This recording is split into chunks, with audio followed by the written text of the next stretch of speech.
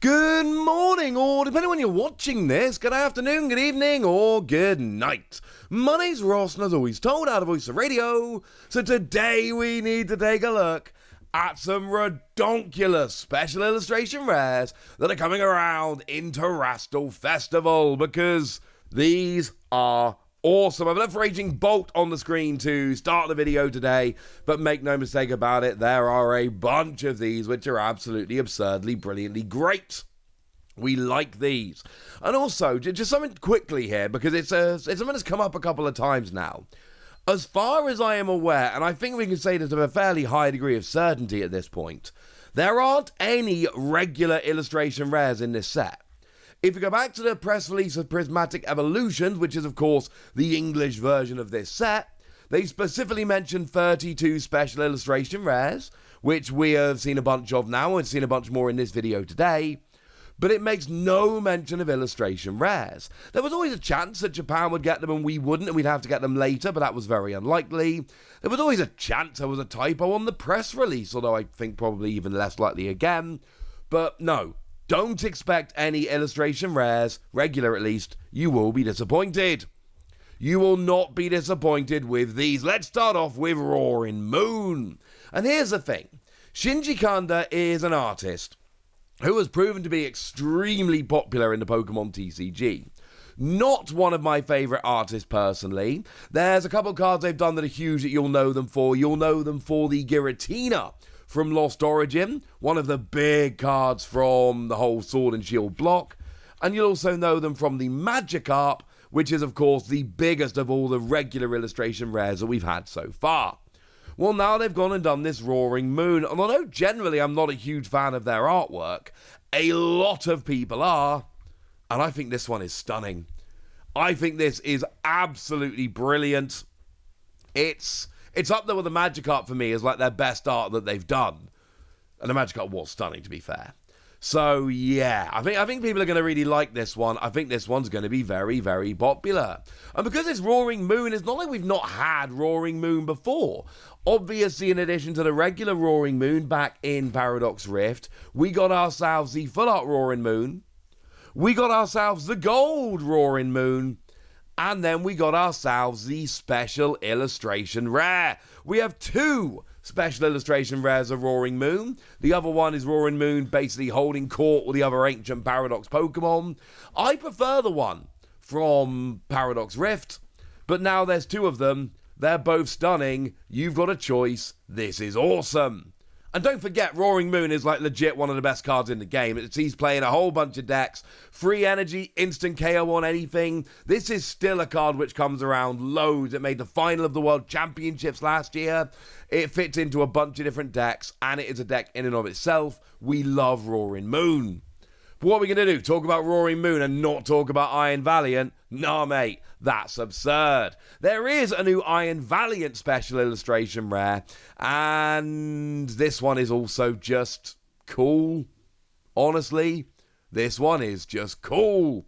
Now, obviously, back in Paradox Rift again, in addition to the regular Iron Valiant, we did again get Full Art Iron Valiant, Gold Iron Valiant, and Special Illustration Rare Iron Valiant, which actually is very special to me as a card, because that's one that I revealed. That was my reveal for Paradox Rift, was the Special Illustration Rare Iron Valiant. And I'm delighted to say I actually pulled that from a Charizard Super Premium collection a couple of weeks ago. I did the opening on this channel.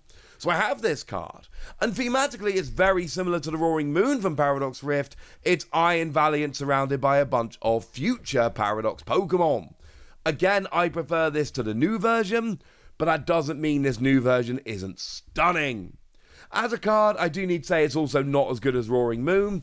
We love the ability Tachyon Bits, lets you drop 2 damage counters on one of your opponent's Pokemon when it moves into the active.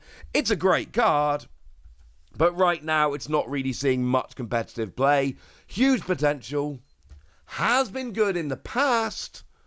Right now, not a particularly relevant card. But things change, ladies and gentlemen. Things do change. Now, moving away from these big Paradox Pokemon just for a moment, We got some smaller Paradox Pokemon, like for instance, the Raging Bolt I showed you earlier. I love Raging Bolt. It is my favourite of the Paradox Pokemon generally. It looks a lot like a Toolneck, which helps because I'm a massive Horizon fan. Just finished playing the remastered version. It's amazing. But this is just another phenomenal piece of artwork. And this is, again, we're not talking about a fringe card here. We are talking about a proper top tier card. Came around in Temporal Forces. But then, of course, in Temporal Forces, we also got the full art version of it. We got the gold version of it. And we got the special illustration rare version of it, which is done by T-Zero, who did all of the Ancient Paradox Pokemon in Temporal Forces. And frankly, it's one of my favourite special illustration rares of any set in the Scarlet and Violet era. I actually don't have this card right now. I need to fix that. It's a ridiculous card. I must have him. But the point is, phenomenal artwork in the original. We've now got a new version, and I prefer the T-Zero art from Temporal Forces, but it's kind of brilliant now because we're going to have them both. They're both stunning, and it's up to you which one you choose and have a bit of a play with. Either way, this sounds kind of awesome to me. Big fan of this. And remember, the card as a whole is absolutely stunning. 2 energy, and you discard as much basic energy from your Pokemon as you like, dealing 70 damage for each one discarded in this way. Along with Teal Mask Ogapon, which, yes, is getting a new special illustration rare in this set as well. It has been one of the best decks for a while now. Really, since Twilight Masquerade brought us Teal Mask Ogapon, this has proven to be one of the best decks in the format. It's been winning a bunch. So yeah, we're not just getting new fancy special illustration rares here, we're getting special illustration rares of really relevant Pokemon. Like, for instance, Iron Hands. I don't know what to think about the art by Yasukuni here. I just know that it's really nice and colourful and weird. It looks futuristic. And that's kind of perfect because it is a future Pokemon. By the way, I'm sure you've figured it out by now, but all the special illustration rares I'm showing you in this video are Paradox Pokemon. And Iron Hands is a Pokemon that when it was initially released, we were all worried about. We were worried it was going to be too good. It's not proven to be too good, but it has proven to be a very good Pokemon. Obviously came around initially in Paradox Rift, where we did get ourselves a full art version of it.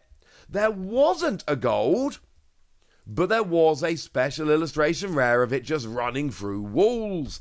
And for the first time in this video, I gotta tell ya, I prefer this version. I prefer the new version of Iron Hands. I think it's brilliant. This is one I am very much hoping to pull. I realised yesterday that I'd only pre-ordered 4 boxes of this on the Pokemon Center Japan, and the limit is 5 boxes. So I went and fixed that immediately, and I would like one of these cards like this one. This one would make me happy. And of course, remember, it's a phenomenal card that lets you take an extra prize if you go and get a KO with it. It is a great card. And of course, let's not forget that the most recent regional in Sacramento had a final featuring a Miraidon mirror match. Kenneth Gilman against Landon Kettler. And yes, they did both play Iron Hands. Obviously they did. So make no mistake about it, Iron Hands is... We were worried it was going to be too good on release. I don't think it's absolutely ruining the game broken, but I do think it's seeing a lot of play and success. Now, we've also got ourselves the final of the ancient Pokemon I'm going to show you here is Sandy Shocks, which it's not proven to be as good as the others. And I do think there is a lot of potential with Sandy Shocks. I think it is a very nice card, but I do think it's very fair to say that when you compare it to the other Pokemon we're looking at in this video, it's just not had as much of a competitive impact. Now, obviously, back in Paradox Rift, we got a full art, and we got a special illustration rare. I think if we put them side by side... I don't think I've got a strong opinion on this one. I think they're both pretty cool. But it's got the ability Magnetic Absorption, whereby if your opponent's got 4 or fewer prize cards remaining, you can attach a basic fighting energy from your discard pile to this Pokemon. It's seen play here and there. It's a decent card. The ability's great. It's not proven to be a particular powerhouse, but it's still a very cool card. And then we finish off with Iron Crown, which is a card which I don't think has proven to be as good as maybe it could be. I still think there's going to be big things for this dude in his future. Obviously came around in Temporal Forces, and in Temporal Forces we did get a lovely full art of Iron Crown, and we got that special illustration rare, and in the same way T-Zero did all of the ancient Pokemon, we saw that Nagamiso did all the future Pokemon. I love both versions of Iron Crown. I find it really hard to choose between them. I think they're both phenomenal. Maybe the new one's slightly better. They're both great. I want both of these in my binder. But yeah, we got a new Iron Crown and it's amazing. And Iron Crown's got the stunning ability whereby all of your future Pokemon other than Iron Crown EX do 20 more damage to your opponent's active Pokemon. And yes, it does stack. We've seen Future Box do quite well in a bunch of tournaments. We've seen it representing.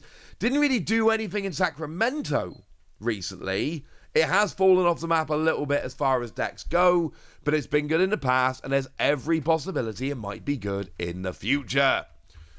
And look, this whole Terrestrial Festival Prismatic Evolutions thing, it's just shaping up better and better.